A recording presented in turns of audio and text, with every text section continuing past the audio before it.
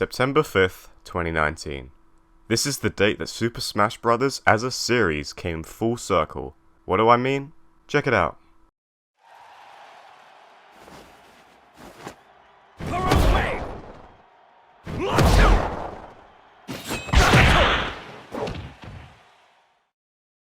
Now you probably remember this as the sneak peek of Terry's gameplay in Smash Ultimate, after he'd just been revealed earlier that day in a Nintendo Direct.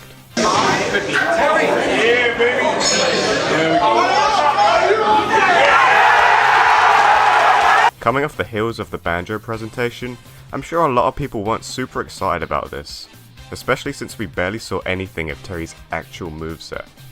However, for me, this was huge. Even outside of the fact that Terry Bogard, my favourite video game character of all time, had just gone into Smash, it was huge for another reason. And that reason is that in the background of this clip, we see this motherfucker. Now I'm sure the norms didn't notice that anyone was even there, but I instantly recognised him as Ryo fucking Sakazaki, and I was so excited that he was there. I was so excited that they specifically chose him, out of all the 20 yet to be revealed background SNK characters to show off here. This represents so much, and I'm pretty sure most Smash fans haven't even fathomed what this dude showing up here means.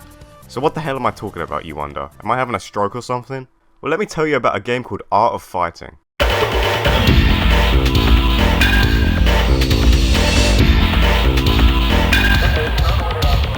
Released in 1992, the game follows badass Asian American mad lad Ryo Sakazaki, who, along with his Italian stallion boy lover Robert Garcia, absolutely tear up the streets of Not Miami trying to find his missing jailbait sister Iori.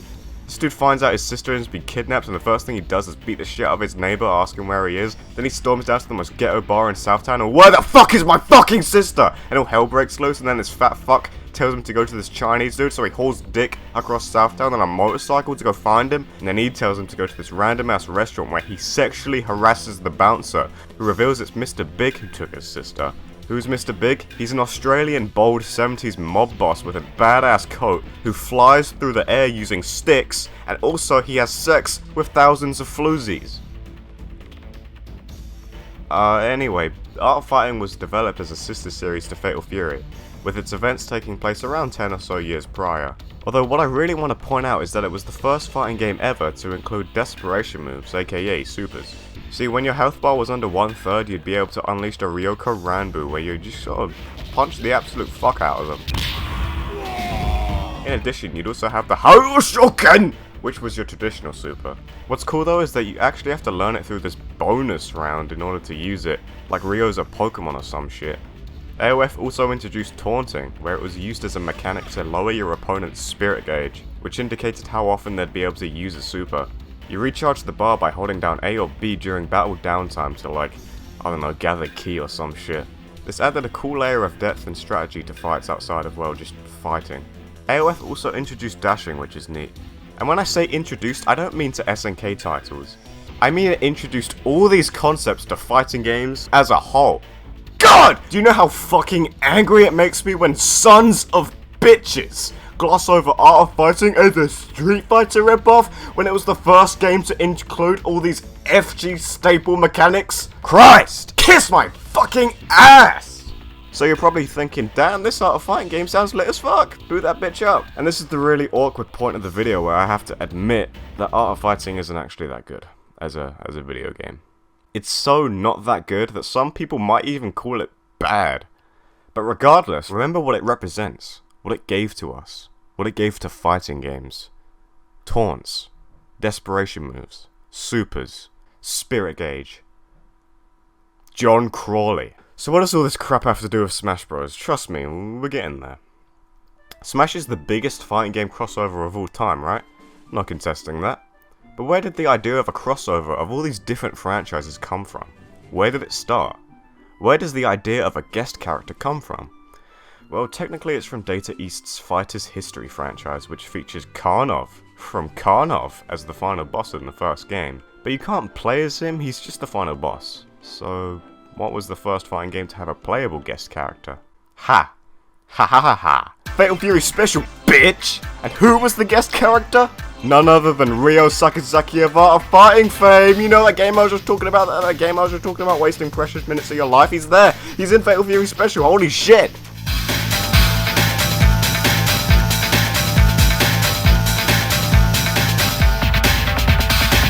Ryo is the first ever playable guest star in a fighting game. What a legacy. But it doesn't end there. See, that's all just single guest stars. Smash Bros. Is a crossover. And let's not forget, it began life as a purely Nintendo crossover. It was a Nintendo All-Star Brawl before it turned into the fucking juggernaut it is now. But what series popularized the idea of crossing all over your intellectual properties? A little series you may have heard of called The King of Fighters.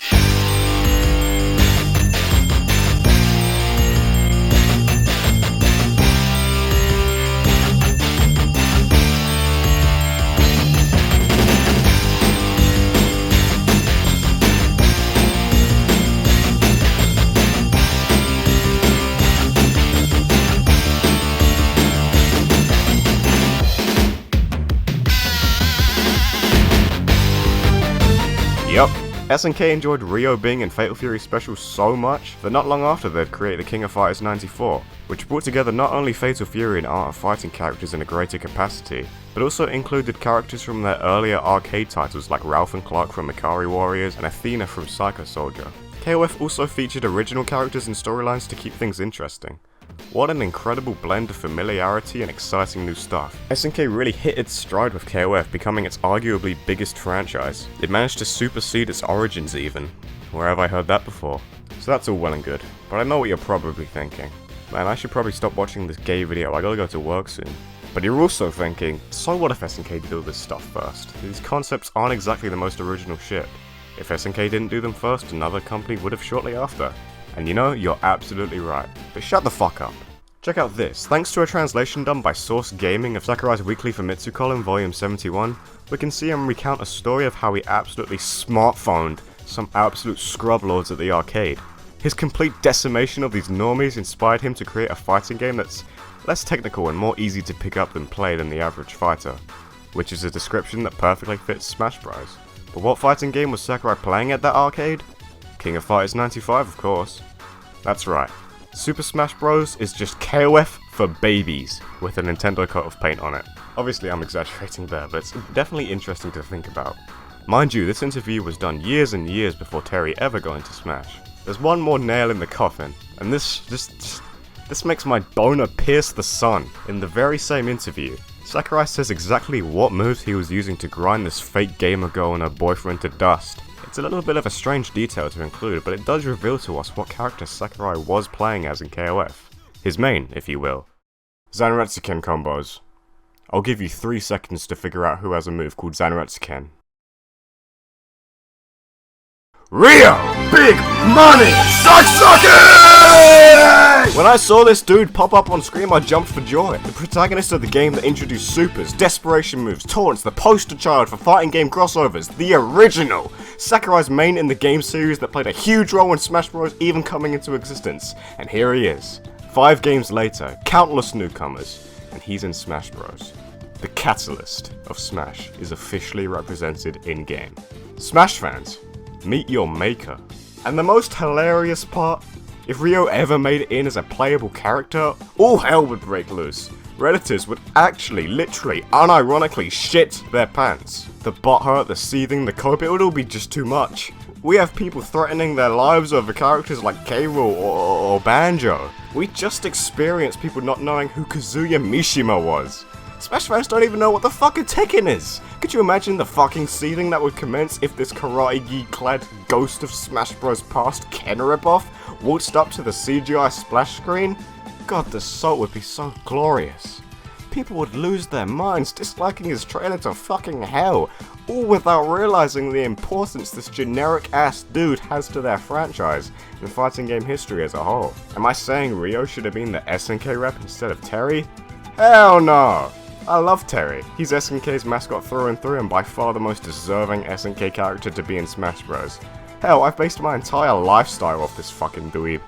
But I gotta say, if Ryo ever got in, by pure chance, or Sakurai just, you know, self-indulging a little bit, I'd be incredibly happy. I'd probably be the only person that is, but it'd put a damn smile on my face to see this little dude hit it big with gaming's most famous icons, as the character that set it all into motion.